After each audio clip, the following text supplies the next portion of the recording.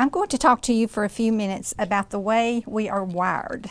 And I'm not talking about the kind of wiring that comes from chocolate, coffee, or energy drinks.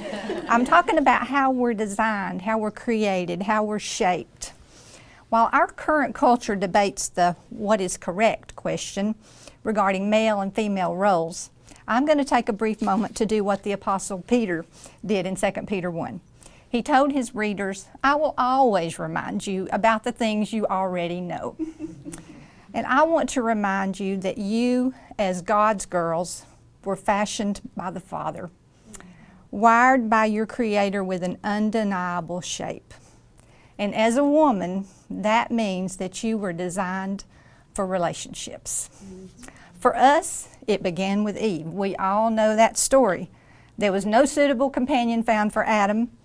And the only thing that's declared to that point, not good.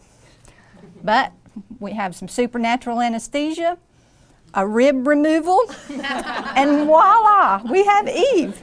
She was created as a helper and companion for Adam. And girls, we have been meeting needs ever since. Yeah. In fact, many of the women in the Bible stories are about babies, or women wanting babies, or men and babies. We have Abraham, Sarah, Hagar, and the boys, Ishmael and Isaac. We have Isaac, Rebekah, and the twin boys.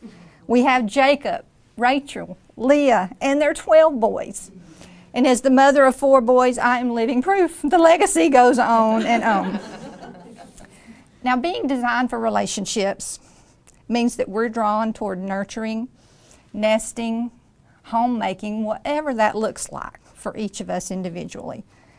And there is, of course, the woman that some of us love to hate, the Proverbs 31 woman, the caregiver extraordinaire. Her husband trusts in her. Her servants are well cared for. Her children are well dressed. But most of all, secure in her relationship with the Father, she is able to laugh at the days to come. So, what does this mean for us, 2014 women? It means that no matter what the world tells us, we are still wired for relationship. Here's proof.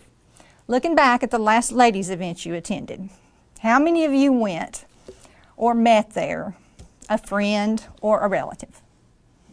We just go together, don't we?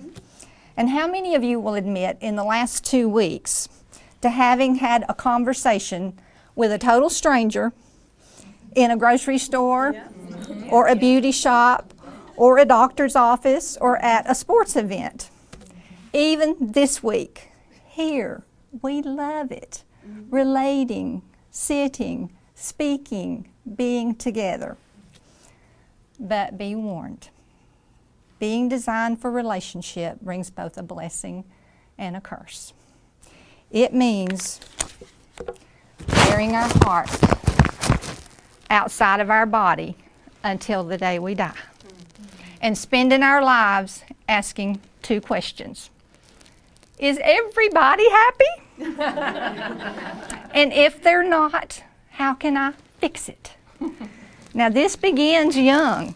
It started in Exodus with Miriam as a young girl. She tried to fix the needs of her baby brother Moses by following the basket, introducing herself to Pharaoh's daughter, and setting up her mother to raise him. In 2 Kings 5, a young Israeli slave girl sends Captain Naaman to Elisha for a leprosy cure. But sometimes we discover that we can't fix it, and we drown in the pain of those we love and in our own perceived failures. I know about that heartache through the life and death of my challenged child and my husband's death from cancer. Stories that are told in my book, Glimpses of Grace, Stories of Hope. I know it again now as I provide care for my second husband following a massive stroke in June of 2012. Being designed for relationship means sometimes grieving poor choices, ours and those we love, but it also means marveling at God's goodness in all the celebrations, the milestones, and the memory moments. We can truly celebrate because this same one that designed us for relationship calls us to Him for relationship. He calls us children, daughters, friends, sister, and He will call us bride. My challenge to you, recognize your design, put on your heart, and embrace your relationships, the good, the bad, and the ugly. Bring to them the fragrance of Christ as you were wired to do.